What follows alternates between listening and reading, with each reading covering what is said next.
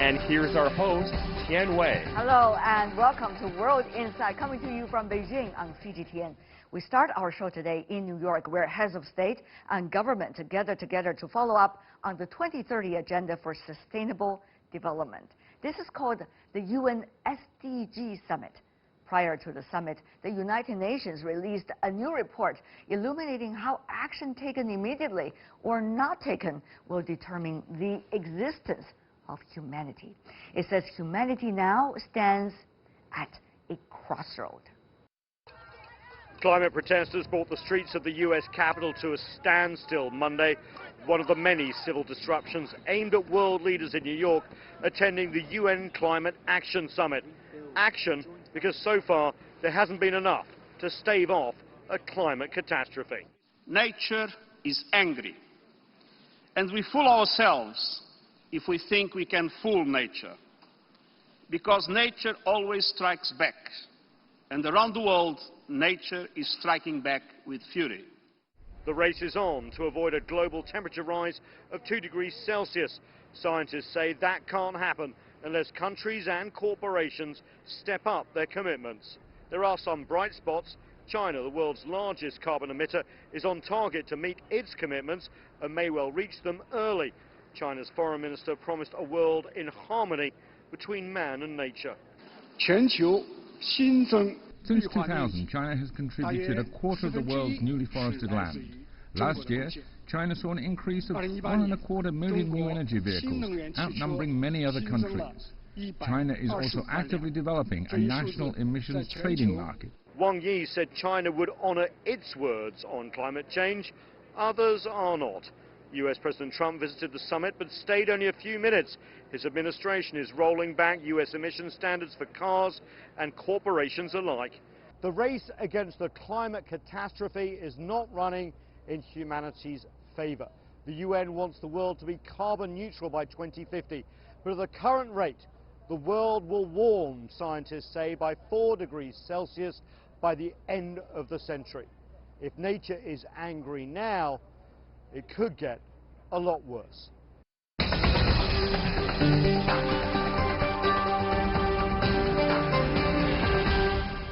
For more on UN Sustainable Development Goals, we have in Washington David Livingston, Deputy Director of Climate and Advanced Energy at the Atlantic Council's Global Energy Center. Welcome to the program.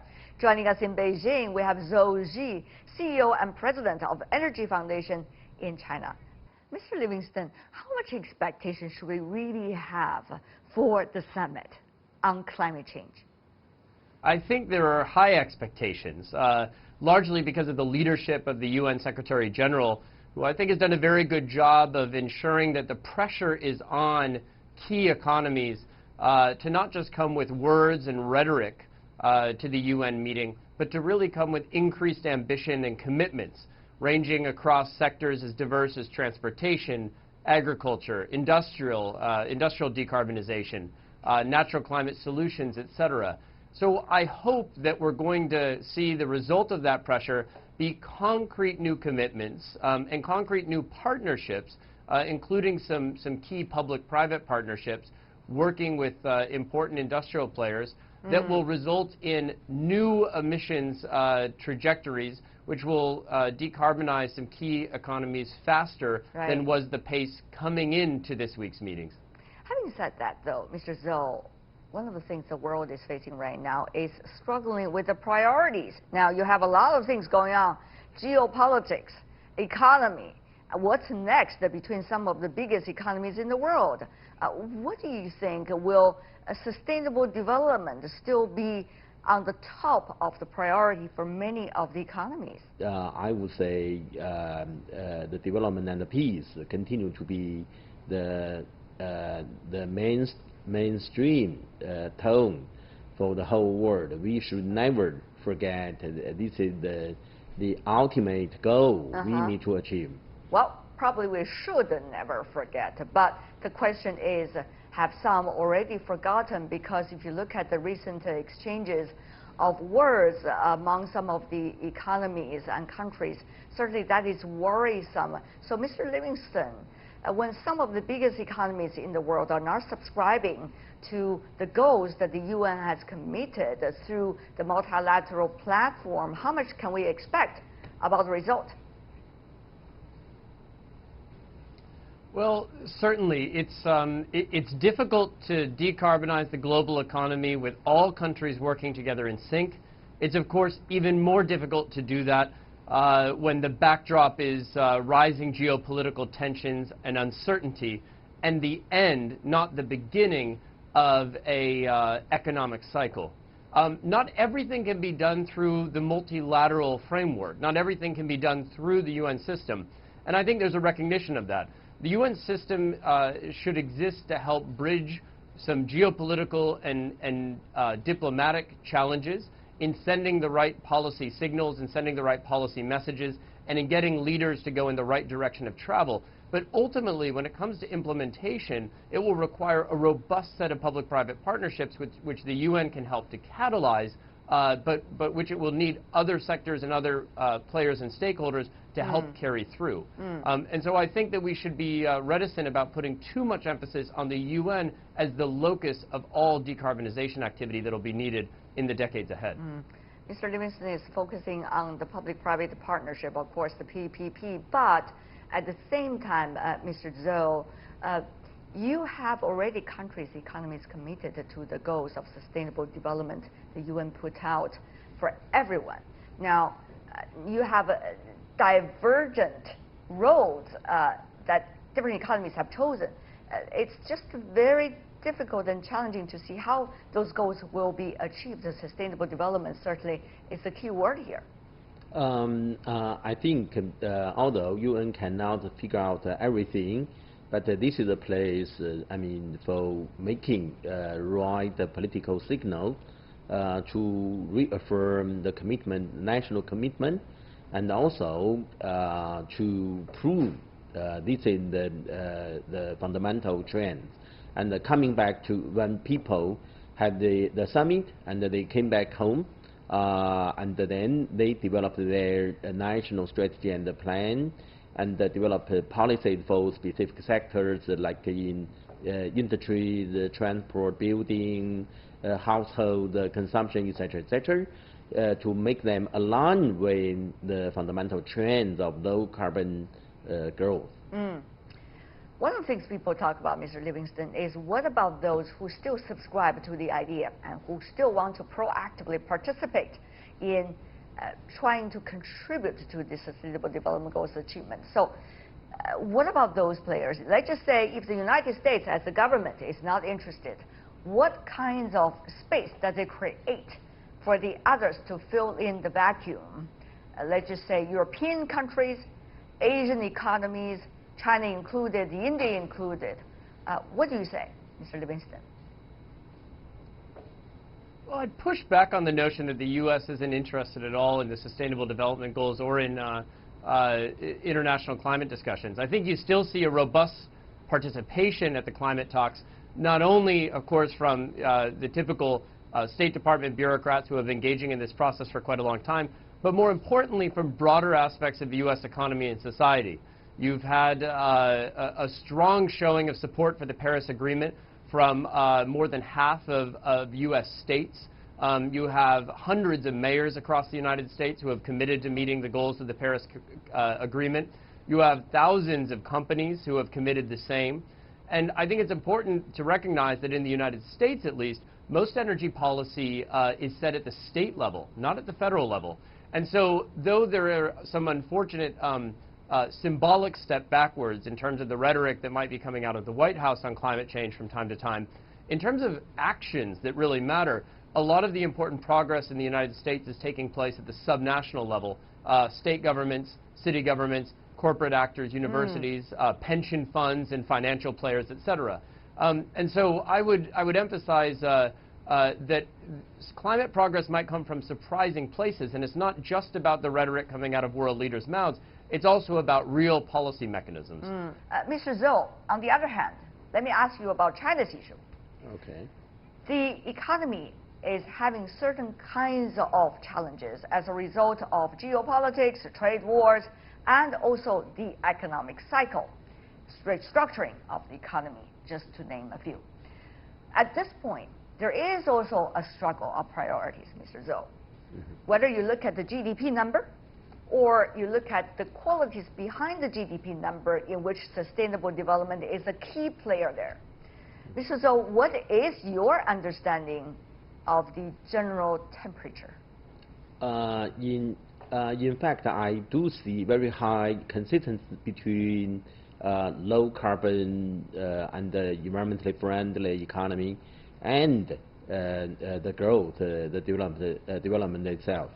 So why? Because climate change and environment themselves are development issues rather than something else. And if we can move forward for low carbon transition, so in fact we create a new driver, new engine for the sustainable prosperity, for the new growth in the coming decades. And in the meantime, we create more job opportunities, more source of revenue for central and the local government. So that means that we should never, make the two against to each other. Development and climate change.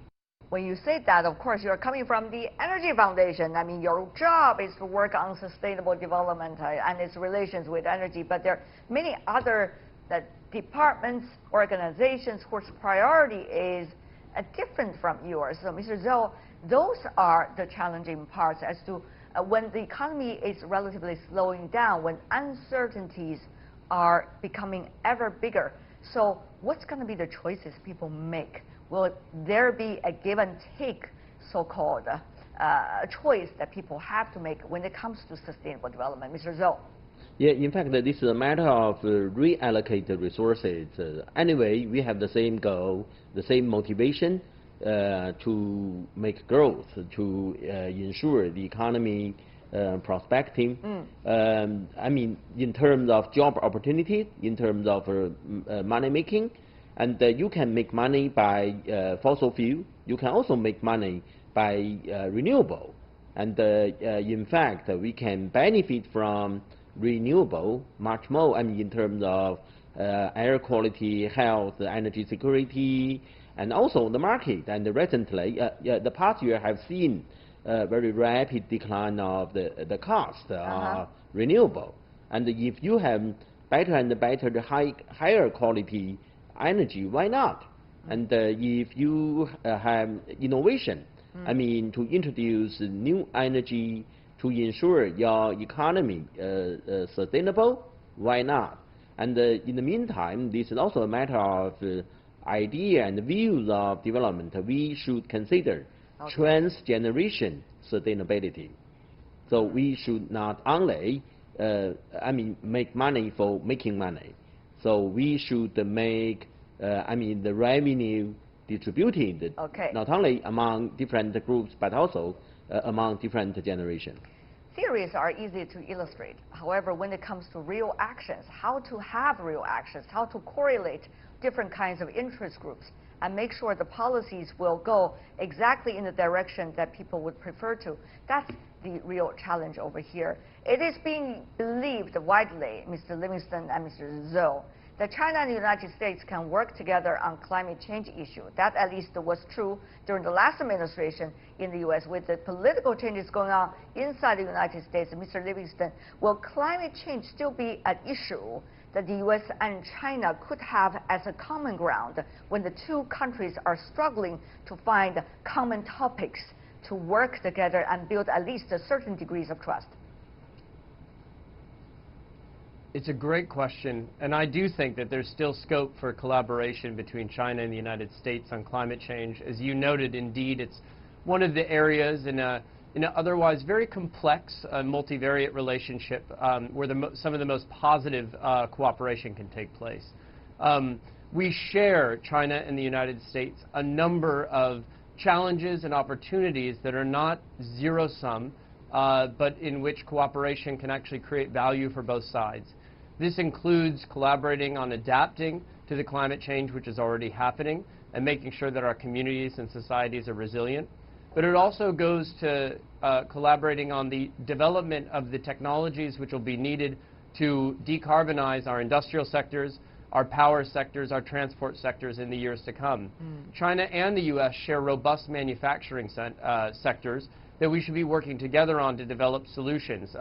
For example, ways of making steel that are not so carbon intensive, finding ways to use zero carbon hydrogen in the industrial sector, collaborating on lowering trade barriers for green goods, electric vehicles, hydrogen vehicles, batteries, etc. While at the same time still minding our national interests, but in a prudent way, so that we don't unnecessarily interrupt cooperation on the climate issue.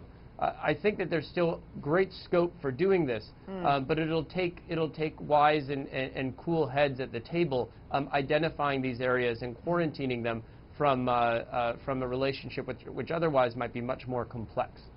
Mr. Livingston, I'm a journalist, therefore I always want to remind people of the reality. The reality is there are strong voices in some of the two countries that advocating decoupling, including decoupling of technology, decoupling of trade cooperation, decoupling of academic research, and certainly decoupling on some of the issues that both of you and Mr. Zhou, are passionate about. So how should we understand the general trend? The general trend is decoupling, or the general trend is the beautiful picture that you said it's necessary and must for the two countries to seek common ground. What's your sense, Mr. Livingston? Well, if we want to talk about the reality of things, it's probably not binary. It's probably not either or. I think that in some sectors, in information technology, etc., there certainly seems to be a number of drivers pushing towards decoupling. However, that doesn't necessarily extend to all technology. And on that front, I would note there seems to be no great decoupling when it comes to trade in wind turbines, when it comes to trade in solar modules, nor should we expect there to be a decoupling when it comes to trade in new processes for primary steel production or for cement production, which are lower carbon. There can be a healthy degree of competition. Indeed, just as you would hope for firms competing in the market to use that competition to drive better products at lower costs, one can hope that that's the nature of healthy competition between the U.S. and China in this field. But if we can, in certain technologies, which aren't sensitive from a security perspective, but which are needed to address climate change, if we can work towards greater volume of trade and more free trade in these products and services, I think that that's something which can coexist alongside, as I noted before, perhaps more complex dynamics in other areas of the technology. Mr. Zhou, what do you make of that issue? In fact, climate change is a global issue. Nobody can escape from this challenge. And the two countries, the U.S. and China, the people in the two countries, we suffer from the same challenges, the same negative impacts. And having said that, there is no excuse for us to meet the challenges separately. We should cooperate to address the same challenge, global challenge. And in the meantime, we also see a huge potential for cooperation. I mean, at subnational level, I mean, between province and the states, and sector by sector. So just now, David mentioned the carbon capture and the storage area. I think this is especially applicable to China, and with a very high share of coal, I mean, in the primary energy. And so having said that, in terms of market, technology, risk suffer from, I mean, by people, we have no excuse, I mean, to decouple our cooperation. Well, it's very encouraging to hear both of your voices. Of course, you are advocates of the cause. We'll see how those voices will be spreading around and how the debates would eventually taking place about the issues that both of you are passionate about. Thank you so much, David Livingston and Zhou Ji. Really appreciate it. Thank you. Thank you.